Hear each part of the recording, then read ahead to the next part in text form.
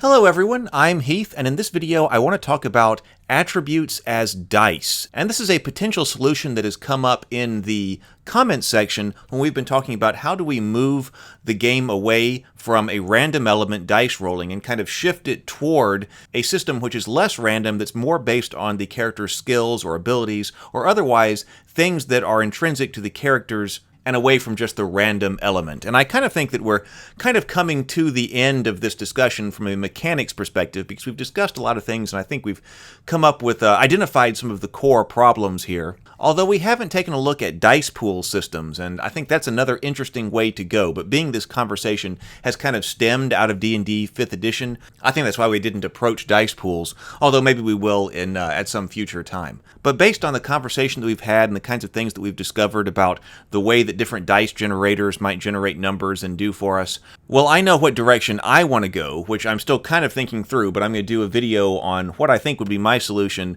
potentially if I were going to kind of design some kind of system from scratch. But I thought that it was interesting that Shades of Gray Matter and the Nose Plays came across kind of the same kind of solution in the comments section, but it's kind of opposite from the solution that I would go with.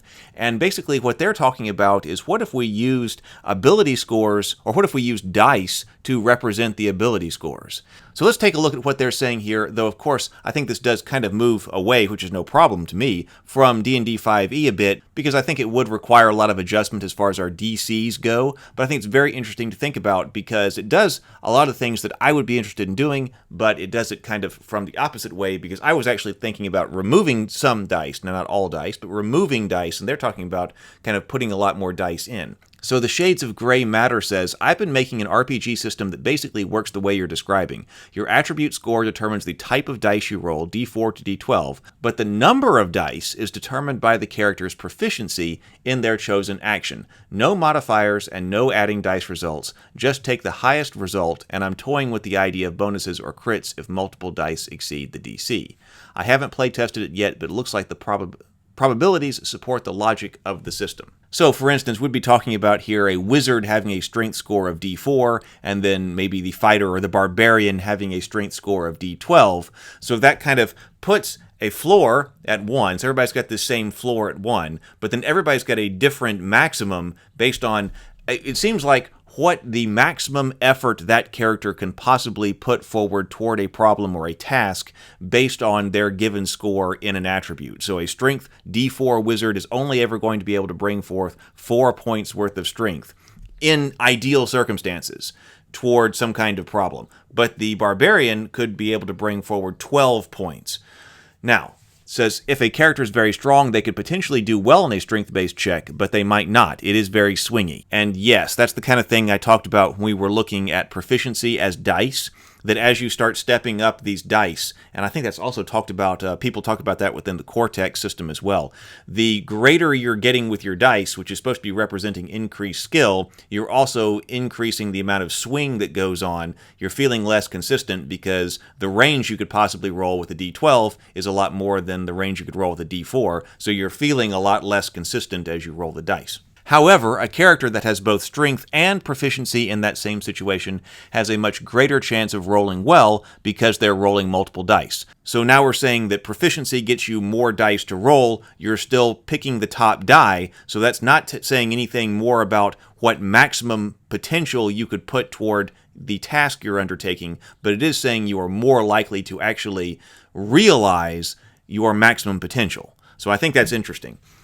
So a character that has both strength and proficiency in the same situation has a much greater chance of rolling well because they are rolling multiple dice. So there are things I like about that because looking down at your sheet, you know, in the best possible situation, I could apply 12 points of strength toward a strength-based problem because I have a d12.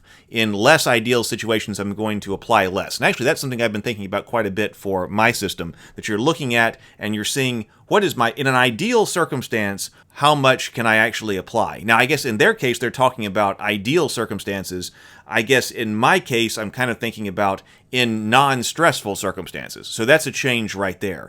An ideal circumstance, what can you apply versus something that is like non-stressed and typical. Those are slightly different, but it is similar in saying that, well, you can't really do better than, 8 points if you're rolling a d8. but situations, because of the stress of adventure and everything going on, might cause you to apply less. But as you get bonuses, the closer you're going to be able to come toward applying your ideal. So the side benefit is that it also removes those situations in D&D where your barbarian tries to lift a rock but rolls a 2, then your scrawny wizard decides to give it a go and rolls an 18, easily yeeting it out of the way. Those scenarios always damage my suspension of disbelief. If the DC is 8, there is no way for your strength as my dump stat wizard to lift the rock, at least through brute force, because he's rolling d4s and that just isn't strong enough. That does allow you to gate things by saying that the wizard is never going to be able to overcome this through strength. There's got to be some other way.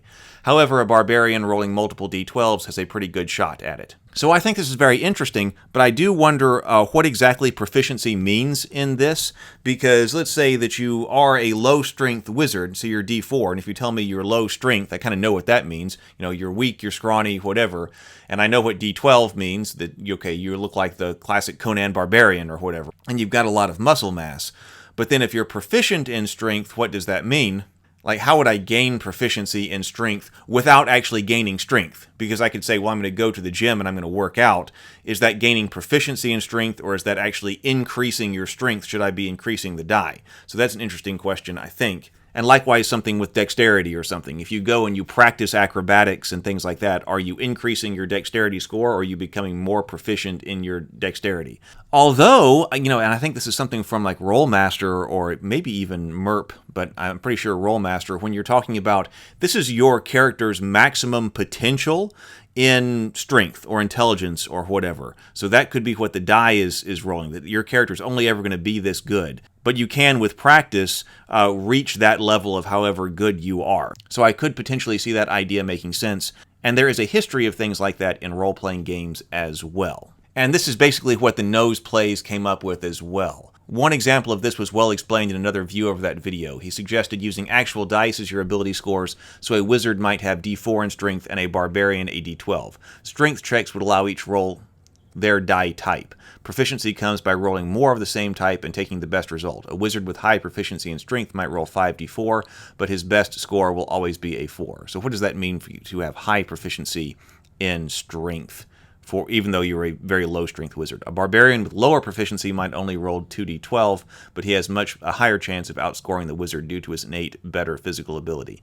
I think we might even replace the word proficiency here with, advantage. We have this advantage-disadvantage system in 5e, so basically anything that might make that situation easier for you gives you advantage, and in this case it's simple, it just means roll another die of that type.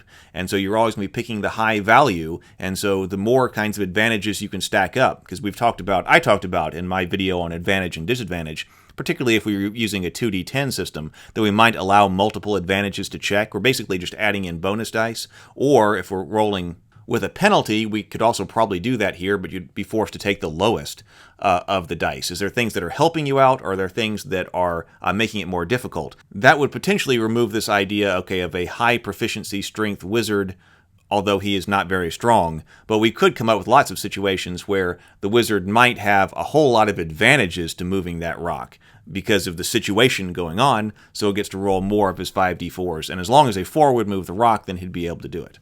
So what this does is it represents a player's maximum range of ability with the dice. That's the player's physical component. And his mental component, his training, his proficiency, pushes the result up that scale without exceeding it. Low results are much less likely. The higher your proficiency, the more dice you roll, and middle and high results are much more common. So I like it, and I think this is probably one of the things that we have come to as the result of all the discussion and videos that we have done trying to look at this subject. Another way is to go with more a static ability and skill scores and all of that, and kind of remove dice from it, which is something I've got to think a little bit more about, and then I'll probably put together a video on that as well, and we will see where that goes. What do you think? Please let me know down in the comments below. I love reading your comments, and I think it really helps to extend the discussion. If you enjoyed this video, please like, subscribe, and all of that jazz. It really helps a lot. But also, please check out The Cultists, the web series on this channel about modern-day D&D playing Lovecraftian cultists who just want to worship Cthulhu in a world full of people who just don't understand. Season 1 is on the channel now. But also, please check out my YouTube channel. I have over 150 videos on tabletop games and the fantasy genre. If you've enjoyed this video, you might enjoy many of them as well. I look forward to seeing you for them and many more videos to come.